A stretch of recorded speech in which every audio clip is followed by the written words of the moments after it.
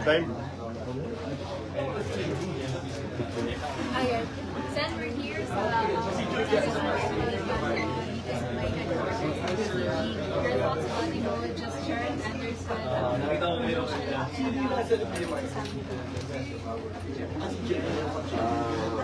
Malungkot ako kasi medyo tagal mo ng final yung resolution na gusto ko sana pagkatapos talaga ginawa sa kabayanihan. Mabigyan ka agad ng komunikasyon.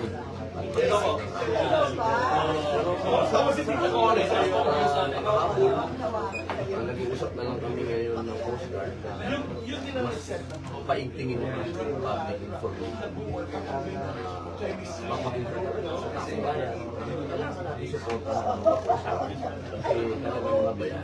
Kailangan natin. And of course, you also started as an actor and also si Sharon Artista na maka-importante sa iyo na of course, bigyan na paramal yung mga nagpapasa. Pero na Gerald na artista niya. Una, as a martial artist. Kasi nakilala ko siya bilang martial artist. Kasi siya po yan. Pangalawa, bilang artista, proud ako. Siya yung mga pwede natin ipambalanse sa mga hindi din magandang balita. Pangatlo, action star ko eh. So, proud tayo yung action star natin. Totoo buhay ko eh.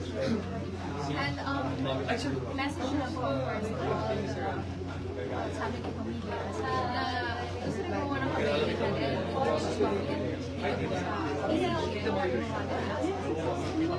Ako po ay lumalapit sa ating mga kababayan. Sana po sa inyong libreng oras ay mabigyan niyo po ng pagkakataon. Kayo po ay maging auxiliary member ng Philippine Coast Guard. Kapagkat ang ating sambayan, ito po ay isa sa may pinakamalawak na coast. Tabi dagat. Opo, yan po yung isang nagiging problema natin dito sa bayan natin. Kaya tayo po ay nakapasok, tayo po ay pinaliligiran ng mga elemento sa mama ng dati. Kaya kailangan po namin mga volunteers na magbabantay po ng ating mga post lang.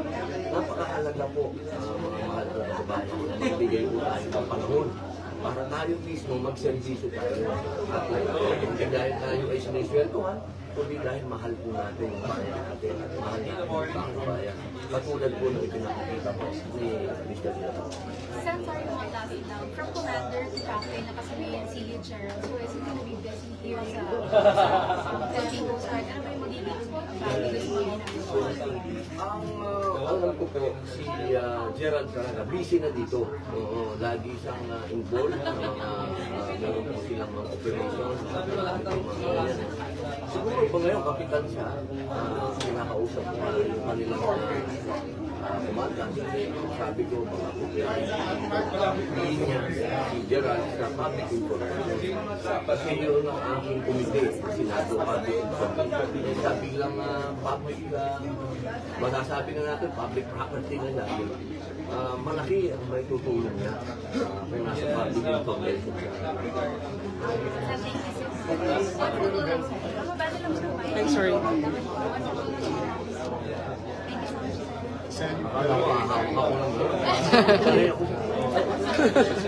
Hi, sir. Gio po from TV5. Sir, maganda yung pinakita ni Gerald no, when it comes sa public service niya. Kasi sinabi, may masusunod ba kayo sa ilang mga artista din na para magamit yung kanilang influence to serve the country na hindi kayo nakapasok sa organization?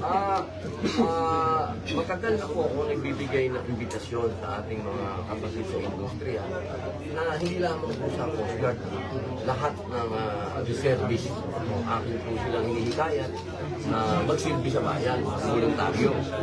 Katunayan, sinusulong din po natin sa Senado na maging mandatory ang ROTC.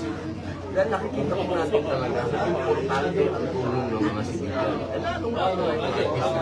Alam nyo, sa Korea, bumisita kami, ang mga artista ko, mga sibilyan, sila ay inuobliga na magservisyo sa bayan. Eh dito, hindi pa natin maipasa. Kaya nililigawan na lang natin yung mga artista, mga singer. At nakakatuwa,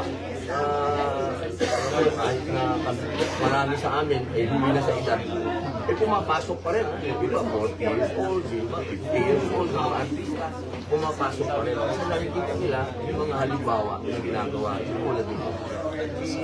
Yung mga ibang artista rin, marami.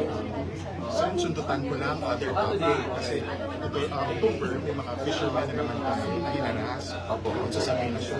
So yung comment natin, this is, nandito din tayo sa PCG, ang PCG is on forefront sa pagbabantay din sa mga jurisdiction and territory natin. Tama yun. Tama yun. Kung walang coast guard, walang magbabantay. Unang-unang babantayan kasi niya yung ating dalampasigan, yung coast guard, at syempre, mangingisda. Yung teritoryo natin. Hindi natin maiiwasan na ang mga disputed islands, magkakaroon talaga ng mga ganyang pangyayari. Kaya dapat yung ating coast guard, equipped sila.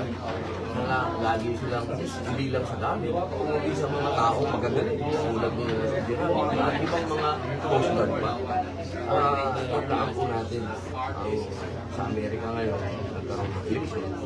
Maganda yung tinakbo ng eleksyon, iba yung mood. Ang mga Amerikano ngayon, talagang lahat sila rejuvenated.